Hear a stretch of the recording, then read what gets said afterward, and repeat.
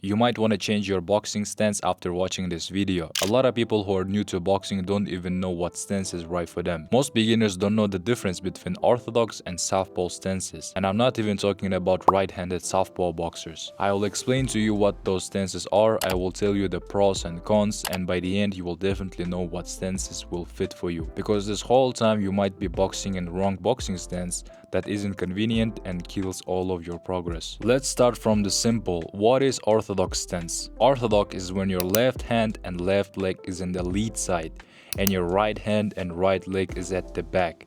Whichever is your strong side, it has to be at the back in boxing. Which means right-handed people are the orthodox fighters most of the time, because their right hand is stronger and it has to be at the back in order to punch your opponent faster, harder, and more accurately. More than 90% of the people in the world are right-handed. They eat with their right hand, they write with their right hand, they kick the ball with their right leg, and they do everything with their right side because it is convenient for them. And the same in boxing, 90% of the boxers are orthodox and very little are southpaws. So basically, right-handed people should be in orthodox stance and left-handed people should be in southpaw. So if you're a right-handed person, then orthodox stance will fit you the best, and if you're a left-handed person, then southpaw stance is for you. That's it, the question is over, but that is not it yet. There are boxers who call themselves right-handed southpaws. I like to call them as artificial southpaws, which means these boxers are naturally right-handed from the birth. They do everything with their right side in daily life, but when it comes to boxing,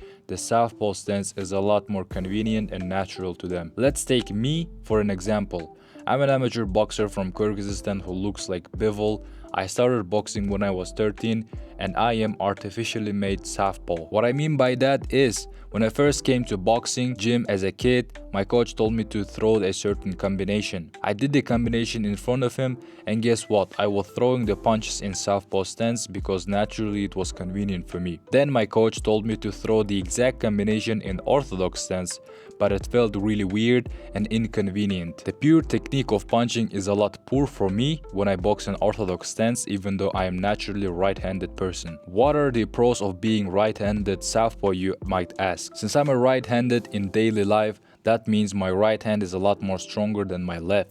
And when I stand in southpaw stance, my lead hand is my powerful hand, which will make my jab more powerful and faster. It will also make my hooks deadly, and it will be a lot more easier for me to keep the distance between my opponent by playing with my lead hand. But at the same time, my backhand is a lot weaker. The natural left-handed southpaw's backhand is stronger, and artificially made southpaw's backhand is weaker but lead hand is stronger, which makes him a lot more dangerous. I know everything I'm saying might be confusing, but you will get eventually. Here's the list of orthodox and southpaw stance users. Pause the video and go through them carefully. Now, let me point out some right-handed southpaw amongst them like me. Vasily Lomachenko, naturally right-handed but fights in southpaw, explains his laser-like right jab and lead hook. Alexander Usyk, also right-handed, his control with the lead hand is insane. And Shakur Stevenson, also natural right-handed but fights in southpaw for lead hand dominance. Many boxing coaches purposely train right-handed kids to fight southpaw. It's called converted southpaw. Reason: your stronger hand right becomes your lead hand, controlling the range, throwing jabs, hooks with power, setting up the left straight. Soviet boxing schools especially love this approach. For example, perfect examples are Usyk and Loma. But in my case, my first ever coach didn't made me to be southpaw even though I'm right-handed. I choose that because simply it was natural to me and I used to fight more better. My precision, power, speed was better than being orthodox. One of the great examples in amateur boxing is Roman Romanchuk, my favorite fighter, who is a fake southpaw. He used to fight an orthodox stance and he had incredible power in his backhand. But later on, his coach made him box in southpaw stance, which allowed him to knock people out with his lead hand. Just check out these clips. By seeing those clips, you might understand how dangerous are right-handed southpaws. Also, right-handed southpaws have the ability to become switch hitters a lot more easier, like Crawford or Lomachenko. And here's my genuine suggestion for you. Don't be a southpaw boxer just because they have advantage over orthodox fighters. If you are a right-handed and orthodox stance feels good for you, just be that. Don't try to learn other stance because that will kill your coordination in a ring. Only few high-level boxers like Lomachenko can learn 2 stances and be a switch hitter. Just stand in front of a mirror and throw exact combinations in 2 different stances. Feel whichever feels natural and convenient to you. Move around in those 2 stances and feel which one lets you move freely and fluid. Then pick one of them. For me, as a right-handed southpaw, it feels very weird when I'm boxing in orthodox stance. My movement is poor, my power and speed in my hand are not good.